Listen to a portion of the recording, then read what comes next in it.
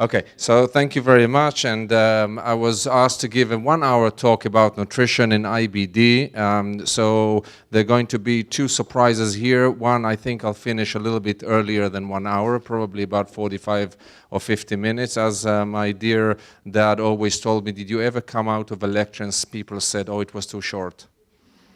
So it's going to be a little bit shorter than I was asked to, but the second thing, I was trying to balance between nutrition of IBD or general nutrition. I wasn't really sure what people are asking me. So the title is definitely IBD, but we're going to put a little bit of nutrition outside IBD, but then we have like a 30-minute session of Q&A. Let's have it interactive, and whatever. If you want to stop me in the middle and just shout, so just shout. I'm Israeli, I'm used to it, don't worry about it.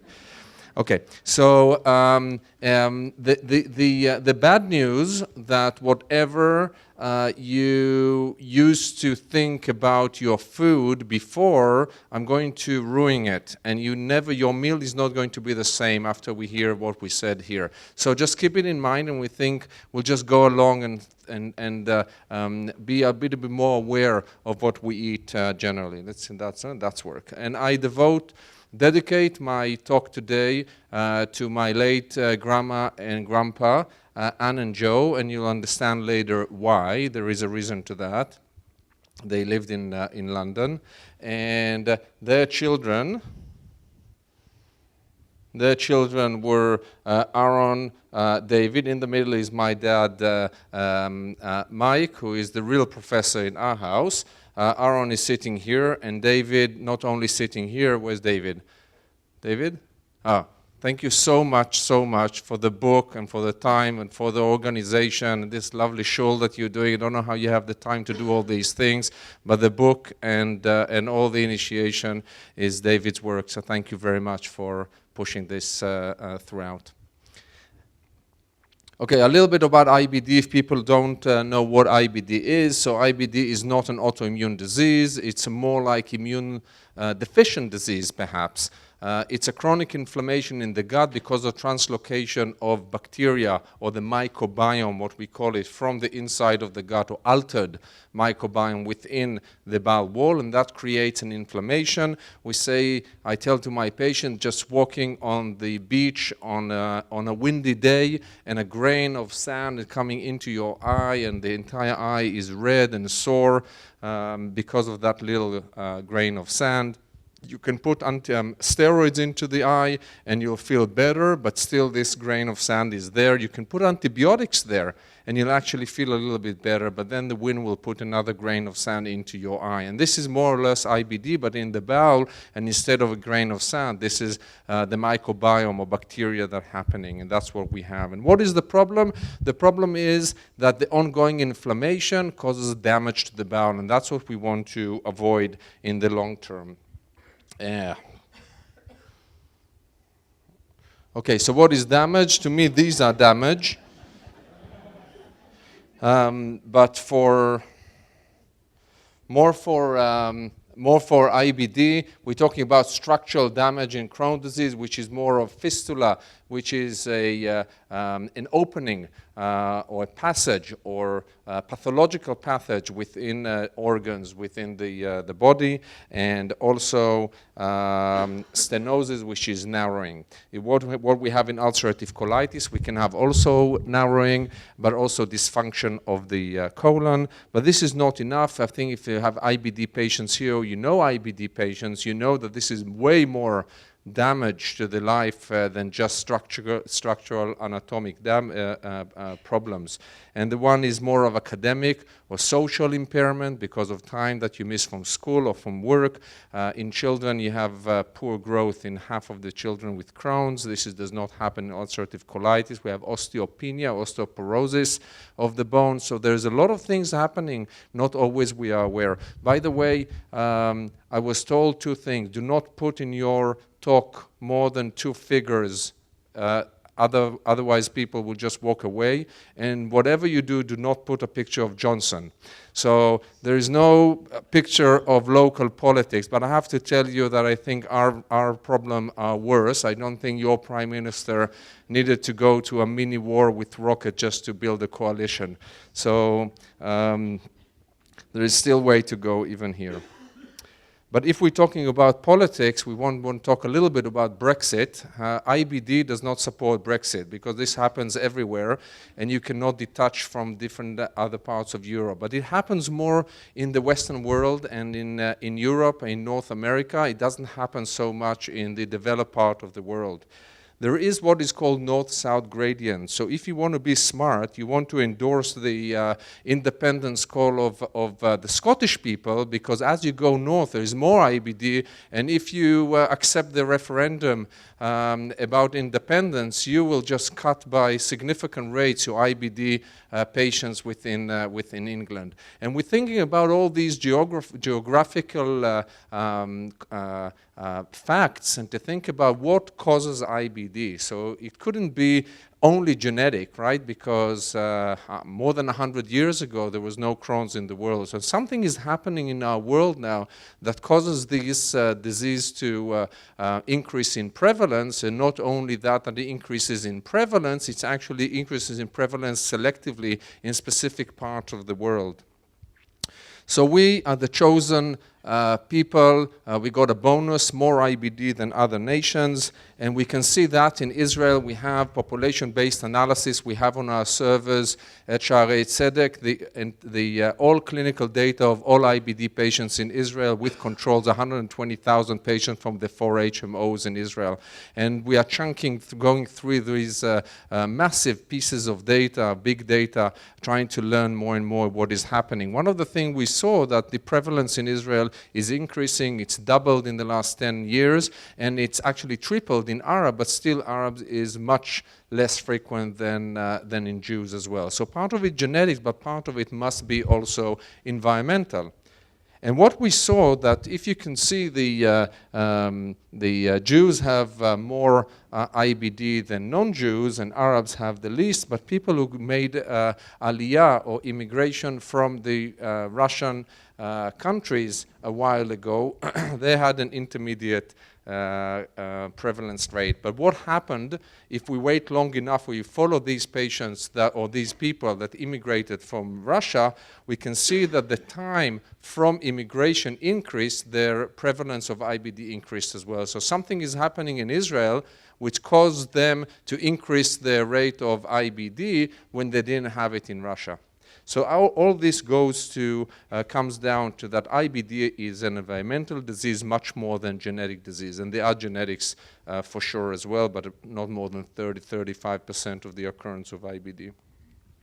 And we look around us, and there's so many suspects to what in the environment can cause IBD. And I don't want to go to all the different things, and there are many theories and many things that people put on the table. Maybe in the QA we can go more into it. I want to focus on the immediate suspect, which is nutrition, right? Because what we eat and it goes specifically to the place where there is inflammation. And if that is happening, so obviously if we change something, we can change perhaps the inflammation or how we feel with the gut. And for many years, patients come to their doctors with IBD and said, you know what, maybe it's nutrition. And the usual reply of many physicians, especially adult gastroenterologists, because pediatric gastroenterologists are a little bit more prone to nutrition, will say, there is nothing to do with nutrition. Whatever you do, nothing happens. But the patient didn't buy it, because when they did change something, they did feel differently when they changed their diet. And we do need to learn from our patients more than we learned from the books. And perhaps there is more to the diet with IBD than we recognized in previous years. And that's what I want to talk about a little bit today. So IBD and nutrition has 4 parts. And you can see I'm going to talk very briefly about 3 parts and very in length about the most interesting and appealing part is how to reduce inflammation using diet. I would want to start first with the symptomatic dietary management, just to reduce symptoms, not to do anything, change anything with the disease. And I want to start with that because this is my general nutrition part, because this is not only specific for IBD. 1, if you have narrowing, or you have a lot of diarrhea, you can, for let's say if you have an attack or you have ulcerative colitis, reduce the fiber, then you will have less bulky stools and less output. of the discharge of the stool. We need to differentiate between absorbable and non-absorbable fiber, but truthfully, it's more technical because most foods and most fruits have both absorbable and non-absorbable. But there are some fruits and foods that have more absorbable and others that have more non-absorbable, and that's where the dietitian comes in and tells you eat more of this and less on that. The second thing is less lactose. So lactose intolerance happens more often in IBD than without IBD, but it happens in 80% of adults anyway, even without IBD. Lactose intolerance, meaning that the enzyme lactase does not work or works in a deficient state, and therefore when we take the lactose, which is the sugar, it's not the milk, it's not allergy, it's intolerance, because you get the sugar coming into the bowel, the enzyme does not degrade it into galactose and glucose, and therefore D-sugars is not being absorbed, going to the colon. The colon have all these massive microbiome mass that fermentize it into water and gas. The water that gives us symptoms. So if we reduce the lactose under the threshold, which is good for us specifically, and that's very personalized, then we'll get less of the symptom, less bloating, less diarrhea. Gluten is really a question mark because people, especially American, they love drama. And the drama goes from one thing to another, and now the drama is gluten. Gluten is bad. Stop eating gluten. You'll be rich, happy, and healthy until 120. And this doesn't really, it's not really true because gluten is fine, but there are some people which gluten is not so good for them. One is obviously celiac disease. We're not going to talk about it here now. But the other, there is a new entity, emerging entity that not many people, not all people believe that it exists, but maybe there is a subset of people that gluten does not do good for them. It's like intolerance to gluten. So the same thing, gluten is not being absorbed well, going into the colon, being fermentized, because also carbohydrates and protein, whatever, goes into the colon, and you can get again symptoms. So there are some patients that actually do better without gluten. And obviously in children we have wheat allergy, but that's to the protein, and that's a different issue. So everything together goes down to a diet called FODMAP. So whoever has irritable bowel syndrome should know about that diet because it's the most common and most validated diet we have for irritable bowel syndrome. And also in Crohn's and ulcerative colitis, this often works, but this is only symptomatic. And this is this FODMAP stands for fermentizable oligosaccharides and polyols. It's about saccharides that are not well absorbed and coming to the colon, and when they get to the colon again, being fermentized by the bacteria, and you have the gas and the water and the symptoms. So there is a list. You can go. There's many apps there. One of the Monash University from Australia. It costs $1.50, but it's probably the best. And you can have red light and green light and orange light, whatever there is, high FODMAP or low FODMAP or intermediate. And according to that, you can develop your diet. It's quite difficult diet, and I have IBS patients that come to me and they said, it's too difficult to adhere to. I said, your tummy doesn't hurt enough.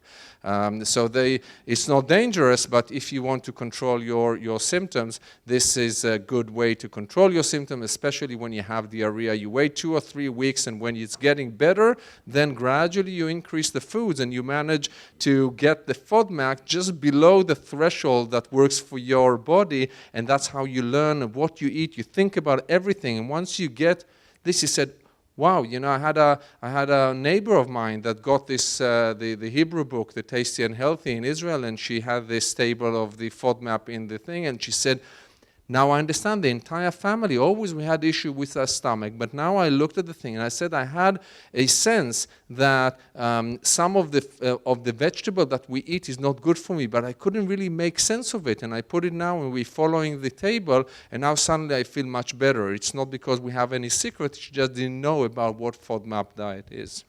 Now, what is a very interesting part is Aaron, my uncle just gave me a month ago a book that he found of my grandpa, which is from 1850.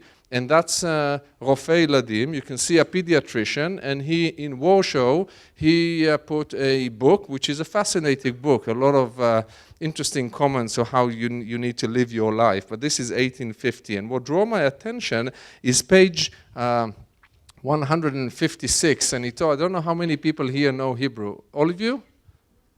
Okay, very few. Okay, well, anyway, the Hebrew is really fascinating. It's like, I don't know, for English people, it's like reading a Latin thing. But it says, the description here is a FODMAP diet. And it says those who have לאנשים מגודלים, like fat people, that יש להם נטייה להתקבצות רוחות הבטן. When they have a lot of winds in their stomach, then you need to reduce all kind of food that will be fermentized. And there is a Yiddish word for it, I don't know what it is, and et cetera, et cetera. So it's actually quite interesting. It's not new, and we don't making anything new. We just need to put it into perspective. But there's a lot to learn from the things that over the years we forgot because of technology, but maybe there was some wisdom over the generations even before us. All right, so going into the next phase about specific nutrient deficiency and treating malnutrition in IBD, it will be only one slide.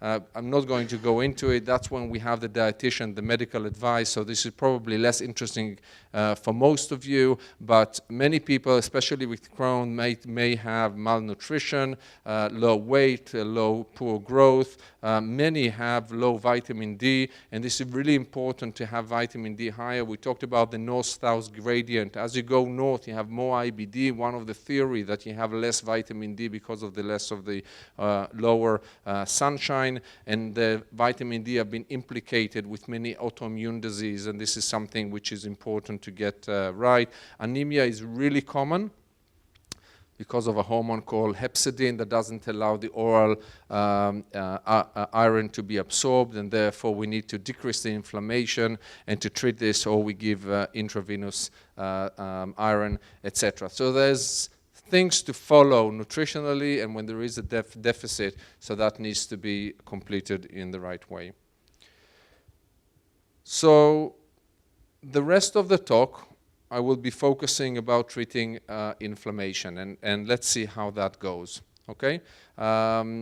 For pediatricians, it's more natural. For adult patients, it's less natural because it's less common. But I think over the last few years, also the adult gastroenterology world have been understanding more and more about nutrition. It came in, certainly in Shaare Zedek, we work together, and there is a huge IBD clinic at the adult center, and they're using for a few years now the same dietary intervention that we're using with great success. So I think it's a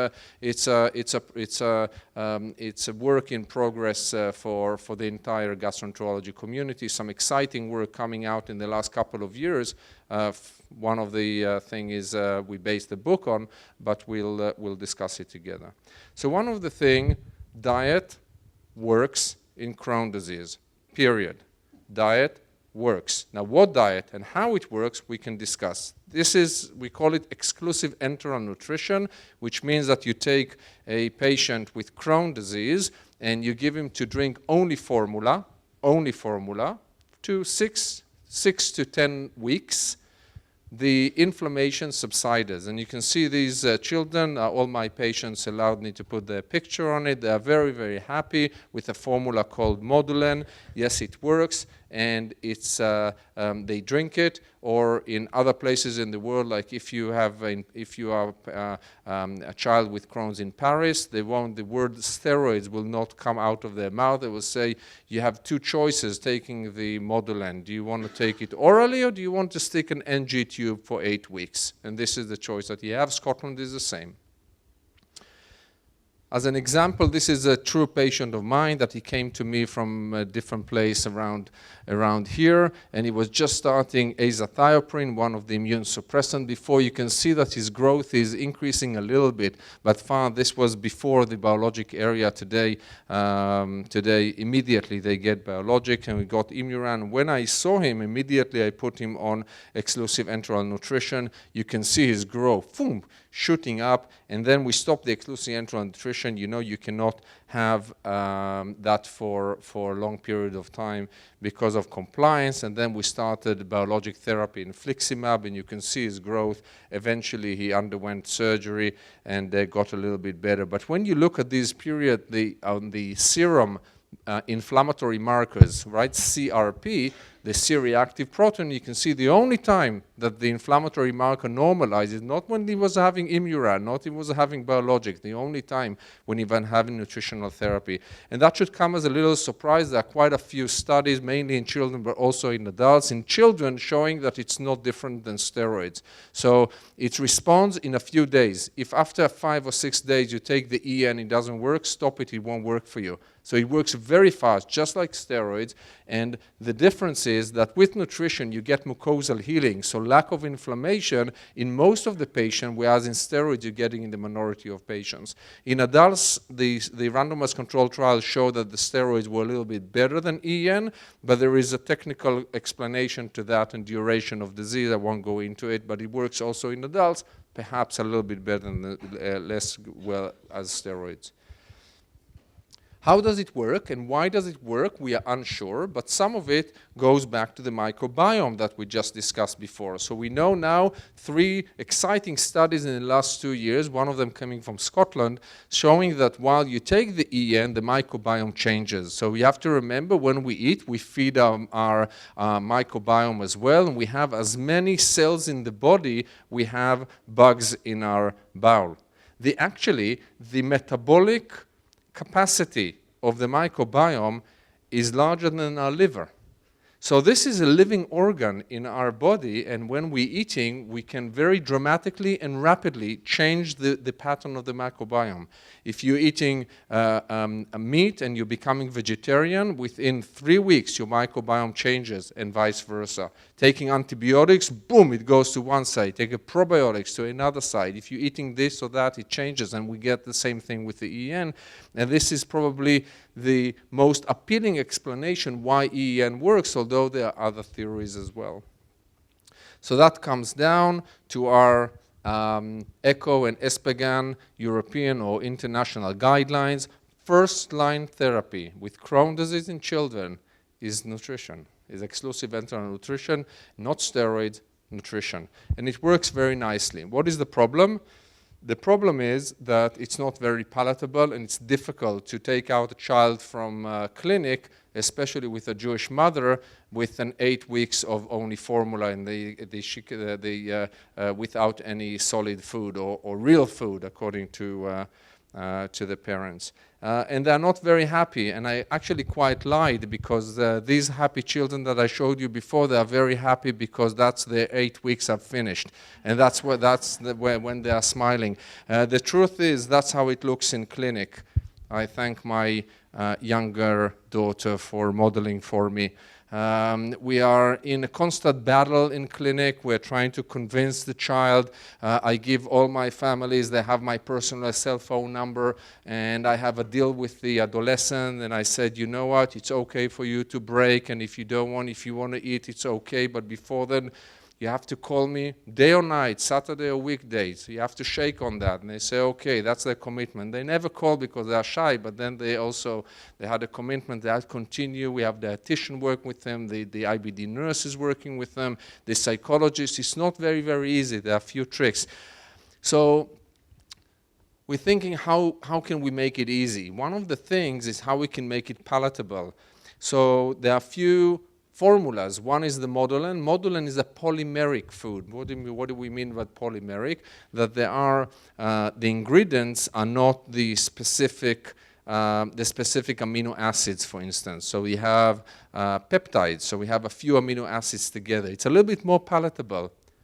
And people thought that only the elemental diet, the degraded diet, would work better because of the malnutrition and the malabsorption, so it's better being absorbed. But what we saw, there was no difference. It's not only there was no difference, people tried to put omega-3, omega-6, curcumin, all kind of arachidonic acids, polyunsaturated, polysaturated, whatever people put in, it's the same effect. It's exactly the same effect. And that led people to think, hey, maybe it's not what we're putting in the formula, it's what we're keeping out of the mouth by eating the formula. And that opens a whole new world for us of how to react or to deal with nutrition with IBD as well, and has implication for our everyday diet, even for people without IBD. And that really interests our IBD patients at all. If you do a simple Google, you will see millions of hits about IBD and nutrition. People come to clinic. I think the most interesting thing the most appealing thing that they're interested is about diet, what they can eat, what they can't eat, and they're very preoccupied about that. And as we said, there is logic to it, because when we eat, we feed our bugs as well, and we feed the immune system. And there's a lot of things that we ingest that have direct effect on the bug, on the line of cells that try to differentiate us from the outer world, and on the immune system. And each one of them in turn have an effect on each other as well. So this is a very complicated ecosystem that we can very gently alter when we eat that or that, and it's just intuitive to know what we're doing. And the big question is then, the Holy Grail, can I say the Holy Grail in a Jewish thing? The Holy Grail is what are the secret ingredients that we need to avoid, or that we need to build or construct our diet. So for that, we need to do a systematic review and take many studies in animals, and ecological studies and epidemiological studies, in order to understand specifically one ingredient after another, and then we can complete the puzzle and look at the different ingredients, what does what. One of the things I won't give you, I mean, I told you, I was allowed to give you 2 graphs. So take my word for it, I'm giving you just the tip of the iceberg just to understand the essence of it. But there's dozens, probably hundreds of studies that this is based on. One of the things is about epidemiological studies, looking at what diet a person reports to have before he was diagnosed with IBD. And if you compare this with control group of non-IBD group, then you can understand what is the difference, or what is the likelihood to ingest a specific diet and to have IBD. So one of the things is Western diet, high in fat and a lot in red meat, and a lot of sugar are associated with both Crohn's disease and ulcerative colitis. And if you have a lot of fiber, then that's one of the things that protects you from ulcerative colitis more, but also in some of the study in Crohn's disease. And this is really important, because you go back to fruits and vegetables, and avoiding fast food and the easy food that we're having. So this is one thing, and it goes on and on and on with many epidemiological studies. The high fat, high sugar Western diet have been studied in volunteers with the microbiome, and in mice as well. And it's very clear that it changes the microbiome, the immune system, in a way that when you give mice that common diet in the Western world, you actually create colitis. And when you change the diet to what the mice usually eat, with each vegetable or plant-based diet, then you reduce the diet. And it goes with the microbiome as well, because there are specific bugs that are pro-inflammatory and other drugs that are anti-inflammatory. And you can really see the shift in what we're eating and how the interplay with the immune system within the mice. Now, mice are not human, and there are other studies on volunteers on human that you give them the different diets and you measure the microbiome and you see the same effect exactly. What happens with wheat? We said already that people don't like the gluten, but it's not really so.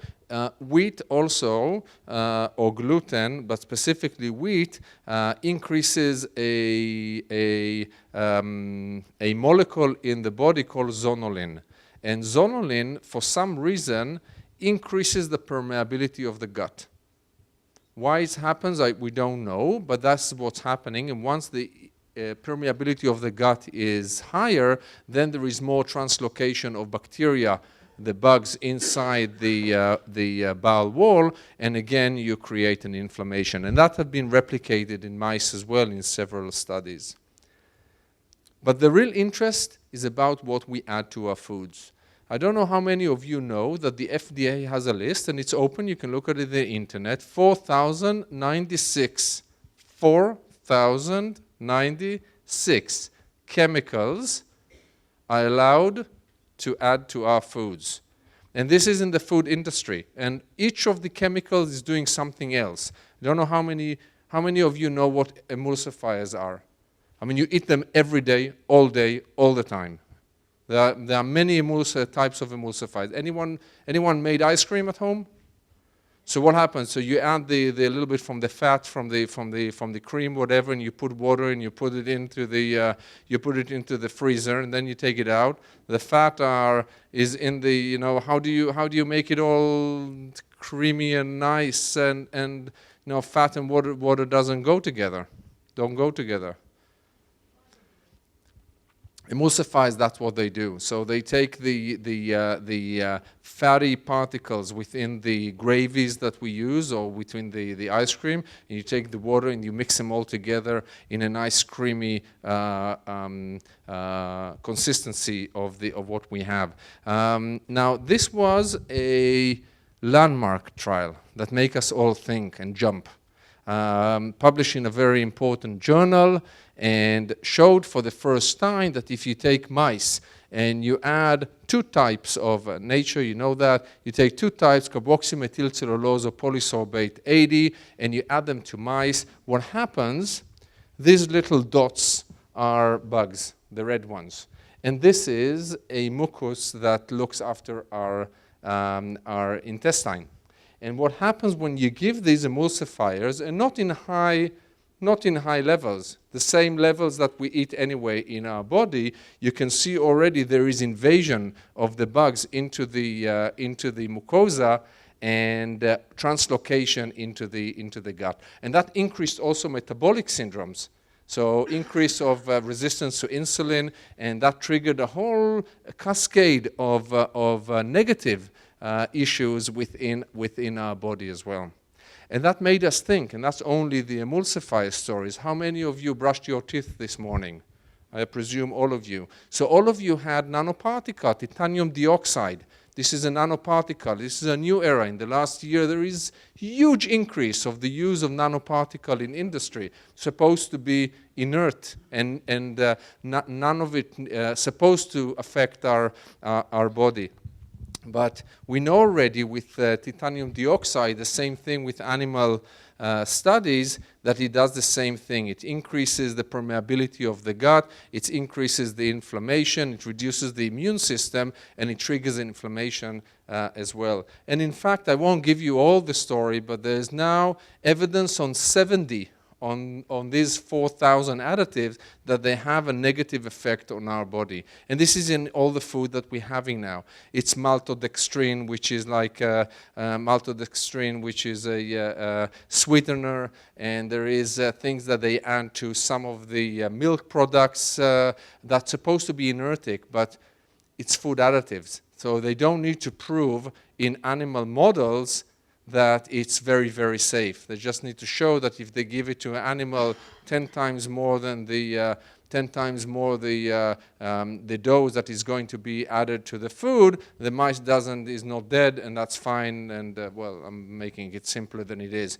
But it's not in-depth evaluations. It's not like drugs that needs to go a Via Dolorosa before it is approved. So we can really draw now a scheme of what you can avoid according to all the studies that I showed you now. So also the macronutrients, but also the micronutrients and the food additives that we understand that things could be pro-inflammatory and drag the inflammation, especially in Crohn's, into a bad place. And if we avoid these foods, we might avoid this inflammation. So what diets do we have now that are not foods? I will go on some of them in a little bit depth, 1 or 2 slides each. So we have the first one, really the Gutschel, Elaine Gutschel diet, the specific carbohydrate diet. I remember when I was a resident, late Yossi Faber, that I took his place, eventually he died, and nobody talked about nutrition. He said, Dan, people will come with you in Crohn's disease, and they said they'll start this diet of carbohydrate diet. I said, yeah, nonsense. He said, not nonsense. Listen to them. It works. I've seen it in clinic. I still remember this, and I looked at him. I said, this is a conventional doctor. Nobody treats nutrition with Crohn's disease. This sounds insane.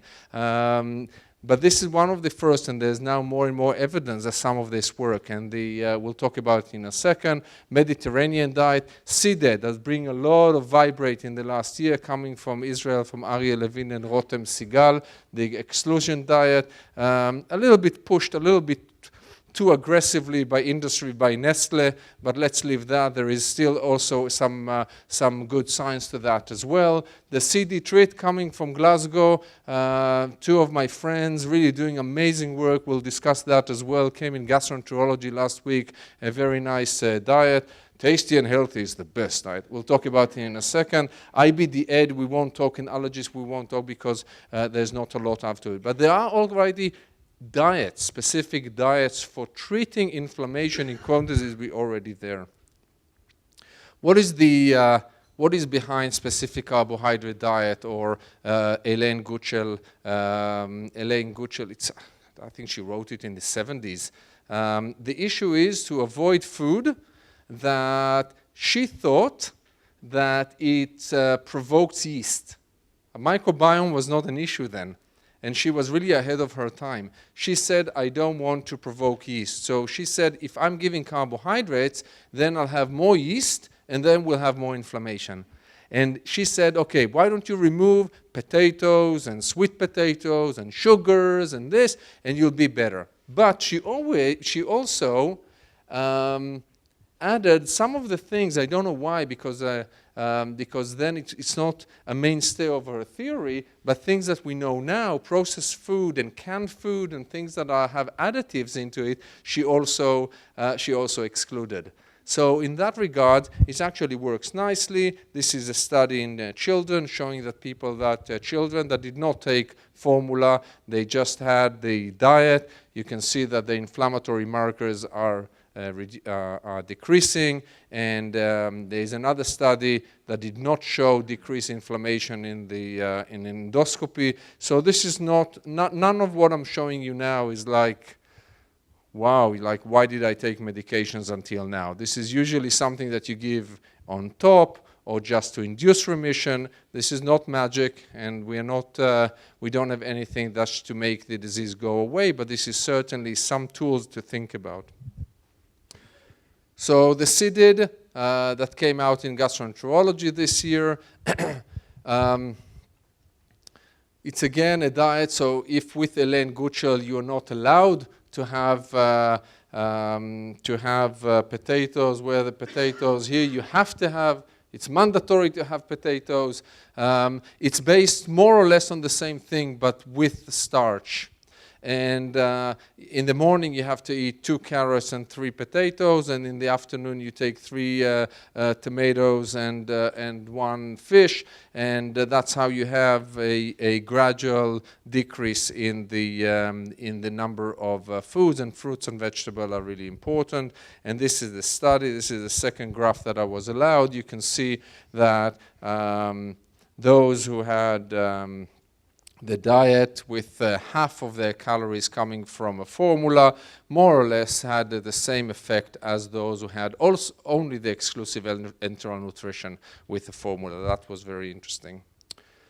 Mediterranean diet is interesting because it's good for everyone, for everything. It has proven before that it reduces the risk of cancer, reduces the risk of heart problem, decreases the risk of diabetes, decreases the risk of obesity. It's a good diet, the Mediterranean diet. There are other things that are not so good in the Mediterranean area, but the diet is okay.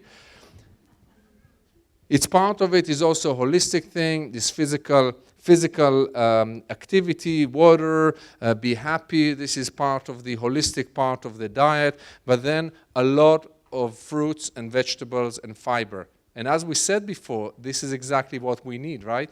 And processed food, less. Red meat, not a lot. Wine is also great. So olive oil, omega-3, these are good things. You can see the pyramid of the Mediterranean diet. And there is some studies, not great, but there are 3 ongoing studies now with the Mediterranean diet with Crohn's disease, showing that there is a lot of theoretical evidence that increases the barrier function, increases the microbiome diversity, and that's a good thing. That's what we want. We want diversity of the microbiome. So this is something which attracts a lot of interest recently, and we are waiting eagerly the results of the 3 randomized controlled trial which are ongoing now. Sorry. Now the third diet is the Seedy Treat, and as I said, 2 wonderful people, a dietitian from Glasgow and Richard Russell, the pediatric gastroenterologist, a lively, wonderful friend.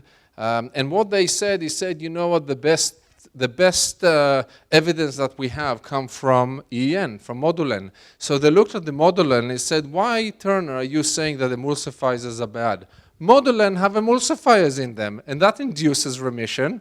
Yeah, but in small amount. But he said milk is not good, but that have milk. It has a milk protein in the EN, and that works wonderfully. So as I told you, we don't understand fully what exactly the interplay, all the ingredients.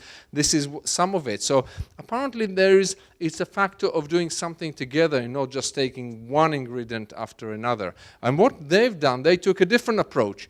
They said, okay, this works, but it's very difficult to take. Let's do by reverse engineering. We take the specific foods that imitate the same ingredients they have in the Modulen. We'll pack them together with a company and we'll give it to the patients to eat. And lo and behold, again, it worked very, very nicely, just as the previous diets, and with reduction of inflammatory markers, both in the stool and in the blood. Although there are only 5 patients, we are waiting for the big randomized control trial that started. Are you confused? I am, and I am not the only one, because this was the editorial on the seeded study this year. Jean-François Colombel, he was the prime author on that study, and he did this beautiful graph. And he took the different diets, and he put what is mandatory and what you need to exclude, and you can see it's all over the place. And all of them, there is evidence that it works. So what actually works? What is happening here? Not so sure. I have a lot of questions. I'm not so sure I have many answers. I'm good in questions, but I think we need to take a different approach, and that's how we came to the tasty and healthy. We said, okay, you know what? All these diets, they had a philosophy. The philosophy is what we're going to put in the diet. And they are very rigid. Some of them you have to buy specific foods from a specific ingredients, or you have to go to a specific course to tell you exactly what you do in the morning, in the afternoon. But in the end of the day, we just reviewed now the evidence. Well, there's a little bit more, but in the same line. We can tabulate things that might be pro-inflammatory. We can tabulate them together, right? We said animal fat, sugar, Western diet, there are quite a few data to suggest that it's not good for your gut. Artificial additives, the fast food, we discussed just 2 or 3 studies out of hundreds that we have. Gluten, maybe through zonulin, yes or no, we have some studies to show that. Milk, the same thing with animal fat. We have, again, some studies with animal fat, animal studies showing that. So this is common knowledge. This is I did not invent this. This is hundreds and thousands of researchers around the world with cumulative evidence that came out that we can start seeing the big picture of the puzzle. Pause. Back 50 years, my breath. Okay, that's my breath, and that's again my Grandpa Joe holding me there. I looked at the pictures to this lecture, and I saw the mohel is actually drinking alcohol when he's cutting my thingy. No, my dad, I need to talk to him about it, how he allowed it. Anyway, so this is not the issue. The issue is that when I was born, I was called Dan, but I was also, my second name is Hanan. And I was named after, you can see here my grandpa, but not grandma, after my grandma that died a few months before I was born. And her name was Hannah, and I'm named Hanan. And what did she die of? Complications of Crohn's disease. And when a few years ago we need to name the IBD unit, suddenly for kind thought of David and Aaron and my dad to name the unit after their parents, Ann and Joe Turner. And for me, it's very inspirational because I don't think people need to die from Crohn's. And I don't think people, although still life expectancy is a little bit on average, a little bit shorter with IBD patient than the average population, the vast majority, they have their life until the age of 122 whenever God wants to take them anyway. And that's how it should be. But I think today we are fortunate enough to have so many creative ideas about the disease and technology and new drugs and things, and I'm absolutely sure that nowadays grandma would have a much easier life with the Crohn's disease. And I think when I'm thinking about it, I think we need to think outside the box and really think about the next generation and how to ease their life of the patients. And that's how we came to that book that is dedicated to my grandparents. And saying, okay, you know what? We are not going to tell you anything that you need to eat. Let's just list a few things that you don't need to eat. And let's see what happens. And we have these chefs. Some of the recipes are lean because I was mean to them, telling them you're not allowed to use this and this and that. And then gradually we had this concept of the book with wonderful people and endorsed here by Mark Furman, my friend here also from London, and David Wilson from Edinburgh. So what in Tasty and Healthy you're not supposed to eat? Yeah. When you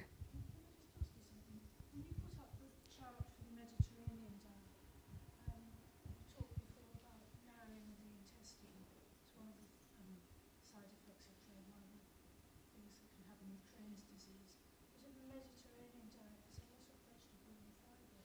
Yeah, so this is, the issue of the fiber is a big confusion, because whenever someone has IBD and he goes to a dietitian, the first thing he said, don't eat vegetable and peel the things and remove the fiber. Why? Symptomatic. You might have less stools. And yes, you might have a little bit less stools, but the fiber is a very important food for the cells lining the colon. And when you eat fiber, you actually reduce the inflammation. You don't increase the inflammation. So when you have 12 diarrhea per day, it's reasonable to reduce the fiber cosmetically to feel better. But on general, you want to increase the amount of the fiber in IBD and not to decrease. And that's contrary to what many people believe. Okay, let's continue. So these are the restricted food. Anything that comes from a can, a bottle, a bag, unless it's like only one ingredient, like peas coming together or water coming in a bottle. That will be fine. Otherwise, just avoid it. It's very easy. I'm telling people the Jews is very easy. I said how your ancestors ate in the shtetl 400 years ago. That's how you need to eat. They didn't have Crohn's disease back then. Okay, no processed, no animal fat. It's okay to have fish. It's okay to have poultry. It's okay to have fruits and vegetables and legumes and rice as much as you want. and we reduce the gluten, we reduce most of the dairy, at least for in the beginning, unless it's plain yogurt without any additives. So really you can have whatever you want otherwise. You can eat whatever you want, eggs, you can have fruits, vegetable, juices, honey and sugar try to limit, because the sugar itself is not inflammatory, but a lot of it it becomes a Western diet and needs to be limited. It's in the book. We just got, I'm happy to announce that a month ago we got $3.6 million from the Helmsley Trust to go into a set of clinical and translational studies based on the Tasty and Healthy, and there's a lot of interesting things going on with the microbiome, with the immunology, and that's a very exciting project that is happening also in the UK, in other parts of the world as well, and going to start next month. So what about ulcerative colitis? Because most of what I discuss now is about Crohn's, because unfortunately with ulcerative colitis we're a little bit behind. So I do have patients that change their diet. I don't know what to tell them, that they go to all kind of people and they tell them eat this, don't eat that. Some of them feel a little bit better. Right now there is no scientific evidence that changing the diet in ulcerative colitis reduces the inflammation. So we know that for certain with exclusive enteral nutrition. We know that for certain with people that are being hospitalized with acute severe colitis, and we put them fasting or give them nutrition. We have 3 randomized controlled trials. It doesn't change anything in the degree of inflammation. However, symptomatic diet may help. As we said before, it reduces the amount of tummy pain, cramping, and diarrhea, and that's certainly important.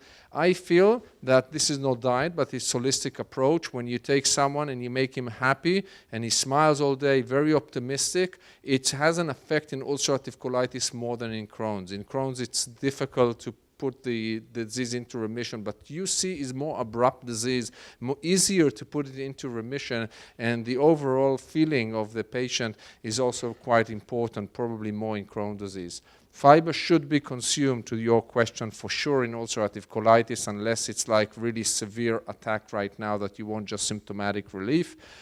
And there are some studies implicating some of the food additives in ulcerative colitis, for instance, sulfites, and that's been replicated in few studies with animal dry fruits, wine. So these things have sulfites. You'll see many of things. It's preservative. Okay, so then there are a couple of other preservatives. So I think whatever you eat, if you reduce the amount of food additives, that will be probably good for many reasons. Now there is another very interesting study about propionate, which is another conservative, but by an endocrinologist. He didn't look at the bowel at all, but he looked at it. It creates a metabolic syndrome and diabetes, etc. So there's a lot of things that we eat that affects our body altogether. In Shaare Zedek, once a year, we do with the chefs, we do Masterchef with the children. You can see here that, they cook by the book and thing. We have to make it a nice experience for them. They learn together to have fun and to eat healthy, but also tasty together. And it needs to be a positive experience and not a negative experience. We have a lot of fun in these workshops. And I'll end up by saying that we should not restrict foods when it's not mandatory, because I don't want people to come out of here and start restricting their food, because it's really, really important to have the calcium balance, and they have the calories, and you have the gluten when possible. So it needs to be balanced with the dietitian and the gastroenterologist, and sometimes we'll restrict food only for a certain degree, certain time, and add other foods as well. And that should be a very important thing. Don't just take out things. I have patients that were on 10 weeks on just juices, because someone told them just juices, and lost a lot of weight, and they were malnourished. And we should not restrict food, especially in the Jewish population. You know, food is really important part in our world, and I would like to quote my Uncle Aaron's joke that the Jewish holidays, it's all about they tried to kill us, they failed, let's eat. Thank you very much.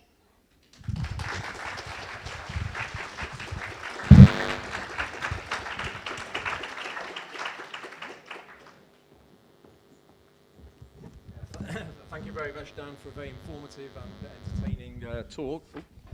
Yeah, thank you very much for an informative and entertaining talk. Yeah. This is obviously the time where we've got Q&A, and if people want to raise their hands, or have we got any cards to collect so far? So just thank you. And just before we kick off, if you don't mind, I'll also ask a question, because in the audience tonight, we've got one of our doctors who did his PhD in the genetics of IBD in the Ashkenazi population. And as you all know, and the professor here knows for sure, the prevalence of inflammatory bowel disease is much greater in the Ashkenazi Jewish population compared to the Sephardim, and certainly compared to the non-Jewish population, and as we saw there in the Israeli Jews compared to Israeli Arabs. The genetics is very strong in the Jewish population. And you've told us about the influence of diet on the outcome in patients with Crohn's disease. So last week a patient said to me, I've got a strong family history. Is there anything I can do to prevent Crohn's disease in his Jewish family history? And I was wondering whether we can tie up Adam Levine's genetic studies and your nutrition studies. Any thoughts on preventative medicine using diet? Can you hear me without a microphone? There's another one? Are there two of them? Okay.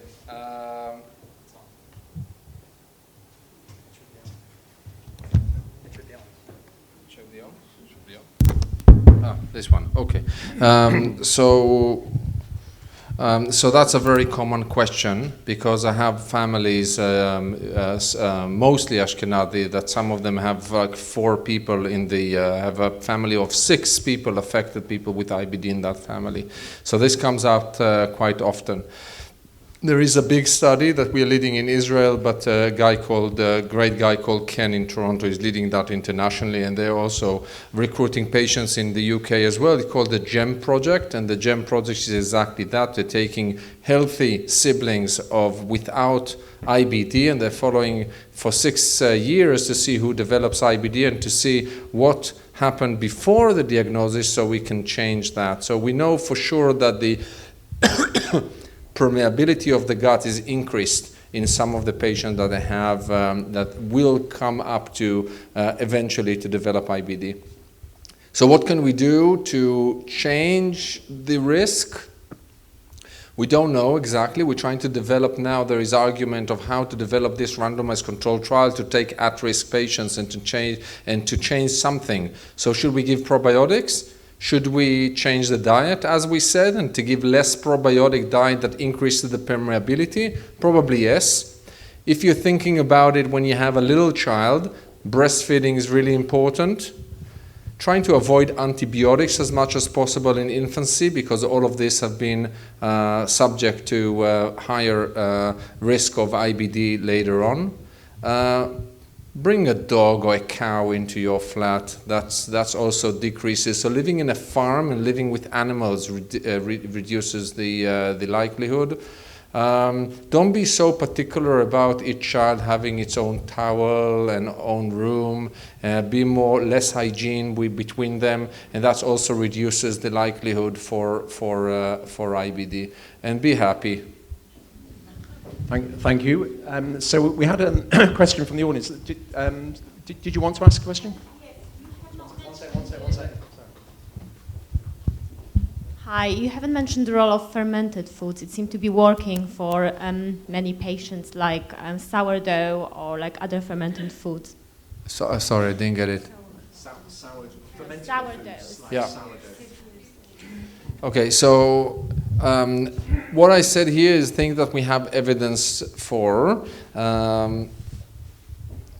So we have scientific evidence for, and for that there is no study that I know that evaluated this in a rigor way. Truthfully, if you go to different people that gives different advice, you get a lot of different diets, like gazillions. I'm on the internet in a website in Israel called Kamoni, which has 20,000 IBD patients in Israel that are there, and they're asking questions, and you know, we are a bunch of people trying to keep up the pace and to reply. And the number of diets that are popping up there, I cannot keep up with. So people just throw different things and things. Maybe they are right. I'm very modest about it. I don't think that I have all the answers. I'm just saying that it's very difficult to recommend things or to talk about things that people just bring up without solid evidence. And I think the evidence are accumulating, so we learn more and more about what is happening. I'm not aware of scientific studies looking at it. I think they are. Okay. I cannot quote like exactly the universities and so on, but there is a strong link between friendly bacteria and fermented foods, and then the link to well-being, guts, and so on. No, for sure there is. We talked about fermented foods and the microbiome, etc. But I'm not aware, and if you want to give me a manuscript, I'll be more than happy to see if I missed any. But if there are IBD patients that received a specific diet based on that or not, and what was the effect, I'm more than happy to be educated. Yeah, it's a minefield. So we've got a question here that's been handed in. Can you hear me? So one of the questions is, can you have too much natural yogurt?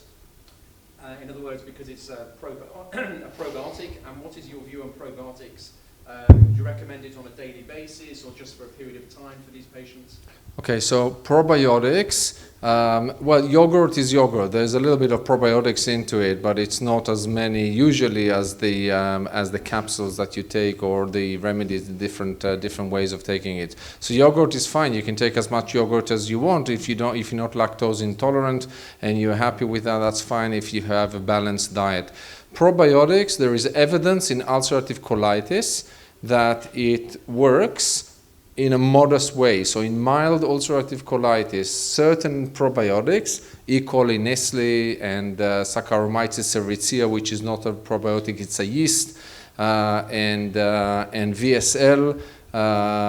These are the probiotics that have been studied and showed that reduces inflammation in mild disease and also can protect from attacks during the disease. It's very mild. It's almost never alone. You can give it with other things. If people have very mild disease and they want something which is natural, so they can give it with turmeric, which is curcumin. There are 3 randomized controlled trials. There's a little bit now with additive QD. Indamin, there's some studies now in the last couple of years coming from China that might have an anti-inflammatory effect. So if you want to combine it with other things, this is possible. In Crohn's disease, there is no evidence that probiotics work, period. If you have pouchitis, which is a reservoir from small bowel after removing the large bowel in ulcerative colitis, that can give some inflammation in the pouch. It's called pouchitis, and for that we have strong evidence that probiotics can avoid the inflammation and also treat the inflammation as well. Now, there have been in the last couple of years some reports that when someone is severely ill and you give probiotics, that can be not good because it can invade the blood and cause sepsis. There's only just last month there's a published paper on that from Boston and Haifa from Israel together. Some interesting thing. We know in pancreatitis, for instance, if you give probiotics, the mortality rate is higher. And there are some studies from Iran and now from Weizmann looking at probiotics that actually yields a microbiome pattern, which is not a good pattern, or what we think is not a good pattern, because none of us really know what is a good microbiome or a bad microbiome yet. But it seems like we don't understand really what is happening with the microbiome, and intervening by taking 2 or 3 or 4 strains and overcoming other strains, not necessarily it's good. So unless there is a specific indication, as I said now, what the indication in IBD, I wouldn't give probiotics. Thank you. For a question here from This was my question, the probiotics. But so would you not give somebody probiotics if they had Crohn's colitis? Because you said definitely not Crohn's. So with Crohn's colitis, it's confusing because we know that we like everything in categories. So we have Crohn's disease and we have ulcerative colitis. But the truth is, it's a spectrum of diseases. We have ileal Crohn's disease that will never be in the colon, and we have colonic Crohn's disease that will never be in the ileum. Obviously, it's a different spectrum, different disease. It's closer to the UC. So as the inflammation is closer to UC-like Crohn's disease, more contagious, coming from the rectum and thing, it will respond more likely gradually to intervention of ulcerative colitis. But if you have a few erosions in the colon or a right colonic disease which is significant, then probably probiotics will not work because this looks like more like a Crohn's disease. It depends on the spectrum. Okay. We've got a question from senior dietitian at Barnet Hospital. Oh, talking. I was hoping, giving nutritional talk when there are dietitian in the audience, it's not smart. I was going to pretend to be anonymous. You didn't have to say that. Just thinking about the microbiome you were talking about, what are your thoughts on fecal transplantation? And is this something that you So everyone knows what fecal transplantation is? Anybody doesn't know? Okay. So as my, shouldn't say that. One of my colleagues said, they let you eat shit, your patients, let them eat shit back. Okay, well, this is a graphic way of putting it, but it's not shit. We take stool from a donor, who is a donor, and we take the stool and we process it. So it's not really stool, it's only the fluid of the stool, and the fluid of the stool is full of microbiome. And we discussed the microbiome, which is so important in the inflammation. So why don't we take now the whole microbiome from the donor and transplant it in the microbiome in the gut of the recipient, and then see what happens when the interplay with the immune system changes. So I've done until now, we have an open study about manipulating the microbiome. We have a study, I think I've done only 12 until now, and the study is open for the last 3 years. So people come for me from all over Israel because we are the only one who's doing that in IBD now, and I keep taking them away from it. The experience, our experience weren't so good. We had one amazing experience, like a woman a lady she was a 17-year-old that had the most resistant disease for 2 years. We gave her the transplantation from her mum. And like lo and behold, within a week, not only she came into remission, a fecal calprotectin was normal, and we kept her that once a month with transplant until after 6 months we stopped. 2 months later she flared and it didn't work anymore. And then I had another patient. I was so encouraged. Finally, we had such a great response. I took another patient, and I said, this time, the first time, I'm going to take the donor not from the family, but from somebody else. And I said, I want that super donor, that mom. I want to bring me your stool. So she said, yeah, why not? She gave me the stool.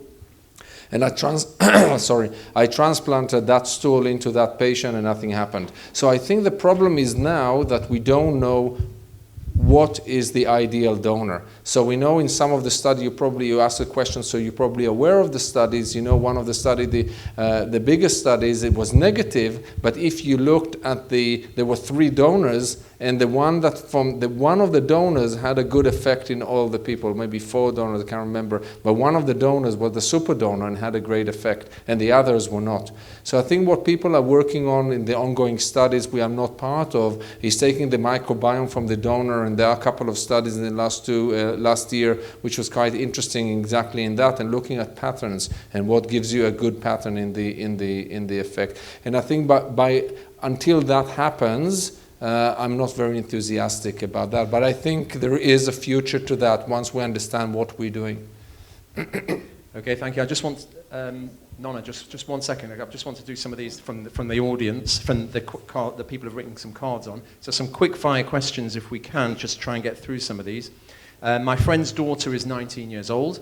She's suffering with pancolitis, treated in London for 18 months, tried all the drugs on the market. Is there any drugs to control the disease in Israel that are not available in the UK? Controversial. Well, there is a randomized control trial, true, about people in the ICU. I think it was in New York and not in Israel, but anyway, in the ICU, ventilated, under sedation, and half of them, they read Tehillim by the patient, and half of them, they read just a general book, and the outcome of those who read Tehillim was better. Published RCT. Yeah. We have that in Israel. I think it was in the Christmas edition of the BMJ or something. Okay. I'll be serious back then. I don't think there is anything in Israel that we don't have that is not here. The only thing we had a chat before with one of the families is to be creative, to think outside the box. I'll tell you a little story. 8 years ago, 9 years ago, that was my first fecal transplant. We had a very sick patient. She was 15, the worst acute severe colitis I ever had. She was like 20 bloody diarrhea per day. She was like actually living in the toilet. She was having total parental nutrition and still very low albumin in her blood, malnourished. Receiving blood transfusion every 2 or 3 days. She had received already 20. Nothing that we gave her worked. Nothing of the conventional therapy, whatever we did. And the parent just refused colectomy, whatever happens. And then the social worker said, I'm going to court to take that lady to colectomy. And I said, wow, to do a stoma and take colectomy without the parents consenting to it, like wow. I said, let me try again. I took the father and I said, they're going to take your child away. Your child in a danger. We have to do something. He said, okay, you know what? 1 week, we're doing all kind of things that I want to do. And in 1 week, if it doesn't work, we're going to surgery. I said, okay, you have 1 week. What do you want to do? He said, well, what do you think? And I said, I don't know. They just then started coming out these studies about fecal transplant with C. diff and things. It was just presented then. I said, well, I have this thing, fecal transplant, never done here. But he comes being said, yeah, exactly, that makes sense, do a fecal transplant. I said, how do I do a fecal transplant? I never did a fecal transplant. I asked my colleagues in Israel, nobody did a fecal transplant. So I called a friend from San Francisco, he's a microbiologist, said, what do you do? I said, I don't know, I didn't do anything. So we together tried to formulate a thing. I gave them massive, like cocktail of 4 antibiotics before she started. And then lavage the bowel, and then we gave her 3 nights of the fecal transplant. 3 days later, she's having 1 formed stool, no blood, albumin is going up, inflammatory markers is going down, and the woman is healthy. 3 days. It was just like a miracle. But then what happened, gradually, she started having flare again. And I thought, you know what? Maybe it's not the transplant. Maybe the 4 antibiotics I gave before to try to bring down the microbiome. So we restarted only that cocktail of antibiotic, which was like 5 antibiotics at the same time. Some of them are not absorbed. And again, 3 days later, she got better. And she went home with her colon in complete remission. And Dad said, I told you don't need colectomy. Okay. And that made us think not only about the cocktail. This cocktail, we had randomized controlled trial on it. And this year, been published. Just last month have been accepted for publication. And this cocktail works nicely in some of the patients. So this is a story not about antibiotics in IBD. It's about thinking outside the box.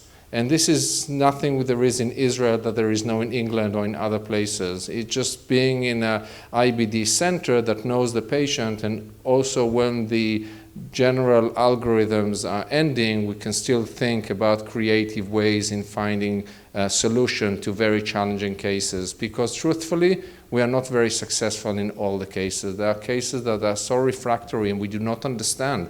Some patients respond to this drug so beautifully, and some patients like nothing. And eventually, in the vast majority of patients, we can find the right intervention for that patient. And there are many creative solutions as well. I think our adult peers, you should take that that question, because you deal with the patient. For us, when all fails, we just transfer the patient to the adult care and let them deal with it. I send them to Naomi. Yes. Eretz Zavat Chalavut Vash, land of milk and honey. So I'm just going to do two opposing questions that reflect some of the confusing issues around diet in IBD. One question is, bread and milk is your staple part of your diet, it's supposed to be good for you, so shouldn't we only give that up as a last resort? And the linked question is it not better to get rid of dairy products altogether, including eggs, and have non-dairy, coconut milk or something? So right now, the problem with the dairy, one of the things that we're going to do in this study, in our study that the Helmsley Trust, is to start to avoid all these foods, including dairy and including bread and gluten, as we justified here. But it's not good to stay on that forever because of the vitamin D and the calcium, etc. We need that. And just plain yogurt is usually not enough for that if you don't give supplement. So what we're going to do is every month do fecal calprotecting at home. There are home kits now. You don't need to come into clinic. You can just do it with your smartphone and see what is the inflammatory markers there. It's very cheap. It's not very expensive. It costs $30. And with that, if you add food, you wait a month and you check what is the inflammation in your bowel. And according to that, we need to personalize the diet, because everything I said here is by average, but none of us are average. Everyone is a specific person. There are some people that will eat emulsifiers until they are 144 and they will be very healthy and they will not have Crohn's. And there are some people that will have Crohn's, and some of the additive will be good for them and for others not. And we see that in clinic as well, and that's where a good nutritionist can deal with the patient and listen to the body and listen to what is good and not good for that person, and to try to personalize. But we need to take it to the next level and personalize it based on inflammation as well, because I'm absolutely certain that some of the things that we said here, gluten, on average, maybe the zolonin is problematic, but in some people it will not have any negative effect, and in some people more. And that's part of the personalization of the intervention. Thank you. I know there's one question from the audience. Any more questions from the audience? Because I've got a few here. I'll come to you. I just want to do... someone's obviously read your book, and it goes like this. Why do most desserts in your book, such as banana cake, include sugar, flour, and dairy? Surely this is better than processed foods, but are there different types of sugars or flours that could be better, such as maple syrup, almond, buckwheat? So maple syrup or honey is as good or bad as plain sugar, right? The nutritionist, okay, you all nod, so I'm okay. So it doesn't matter if we feel on Rosh Hashanah that we eat this honey and it's very healthy for everyone. When we are sick, we put the honey in the tea. It's bogus. It's nonsense. It's just like taking sugar. You put it in. But although a friend of mine said that it's not, well, there is a little bit of additive, a bit of probiotics or whatever in there, but this is really marginal. A friend of mine said that this is not true because honey is much more expensive than sugar, and therefore you contain less of it. So that's the only advantage of honey. Yep. Honey is a different sugar, actually, but never mind. That was a terrific talk. I enjoyed it enormously. I have two questions. One is about the fact that there are so many diets, some of which work in some people and not in others, and every patient seems to be different. Do you think looking for different diets is the right way around? Shouldn't we be thinking about whether the patients themselves are different and whether there's any classification or subclassification within Crohn's disease that you can begin to see whether some respond to some things and others not to to others. Yeah, bingo. And the other question relates to the fact that it's terribly variable as a disease in individual patients. It comes and goes, and they have exacerbations, and they have long periods, perhaps years without any trouble, then it comes back again. Have you looked at the diets between exacerbations and seeing whether there's any way in which you can reduce the incidence? So first question is bingo. So you have to bear in mind that when you give exclusive enteral nutrition, response rate is 80%. It doesn't vary. Like when it works on everyone. But this is an extreme diet. So if we want to be a bit less radical, so indeed we're starting with variation of food, we're going to face exactly what we said. Some people respond to that and that. And this is exactly the study that we're doing. We're starting 8 weeks on the more exclusive of anyone. We're testing for fecal calprotectin, which is a sensitive marker of inflammation in the stool.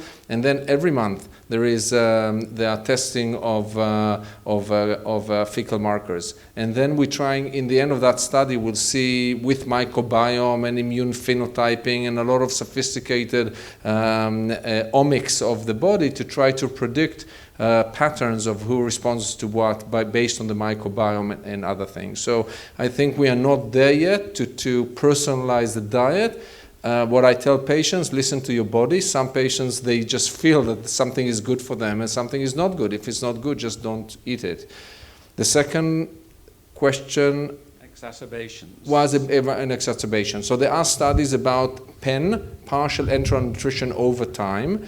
So some patients get 3 nights a week with formula, or some patients have only at weekends, or they have 50% of the calories only with formula throughout. And we know from several studies that there is an effect for that as well, for reducing inflammation and relapse, but it's not as good as exclusive enteral nutrition.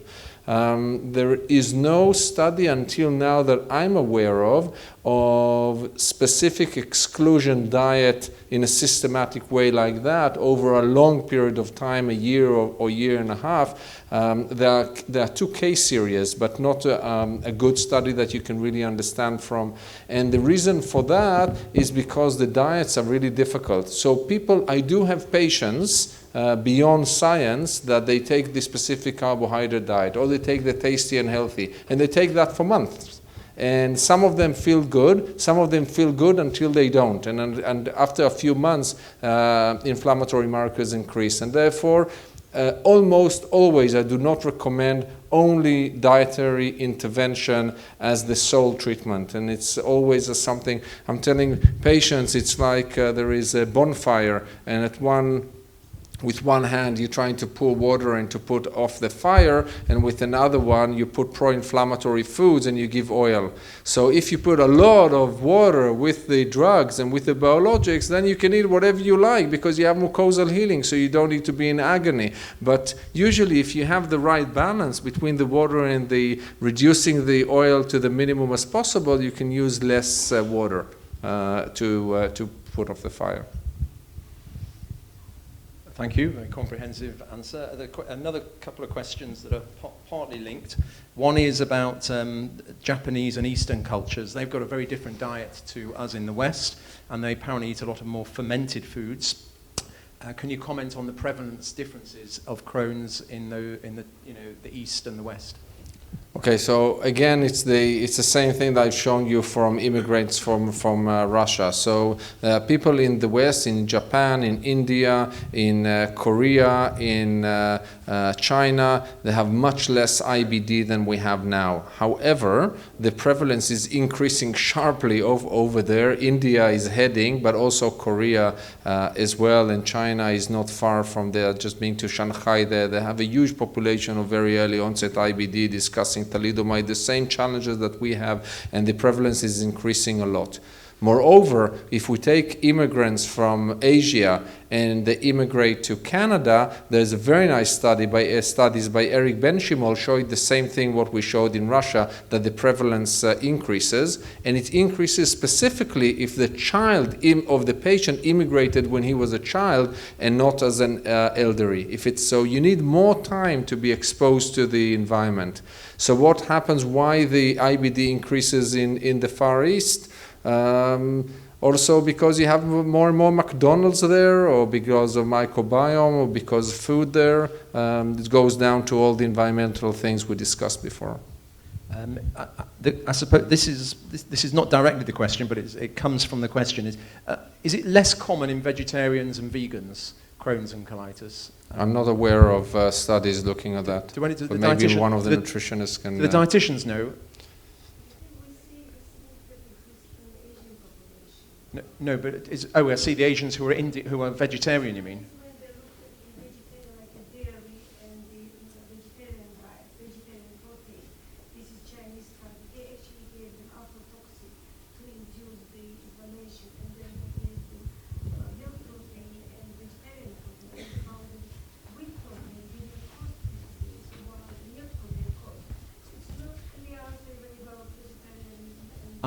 Unclear in summary. Okay. Another question from one of the professionals on the left. Which curcumin would you recommend? And do you know anything about that and C3 complexes? Okay, so the curcumin, that's a question about curcumin? Yeah. So first you need to understand that the curcumin is the active ingredients of the curcum. So don't buy curcum. Curcum is what you add to your food if you like it or you don't. But the only 1% of the curcum is the curcumin. Now the curcumin has anti-inflammatory effect, and there are, as I said, 3 randomized controlled trials, one of them from Sheba, from Shimron Ben Churin, from the inflammatory bowel unit there, showing that it has some additive benefit in mild ulcerative colitis, not in Crohn's. So which is the curcumin? I don't know. I know what they specifically used, and that specific person from Sheba gets that specific strain from China, and that's what he gives. But, so I'm telling patients, just buy whatever you want curcumin. But I tell them 2 things. One, the study has been done by 6 times more the amount that you buy just with a pill or sachet or whatever they write on the thing. So it's 6 grams per day, 4 to 6 grams per day, not half a gram or 1 gram that is there. And the second thing, some of the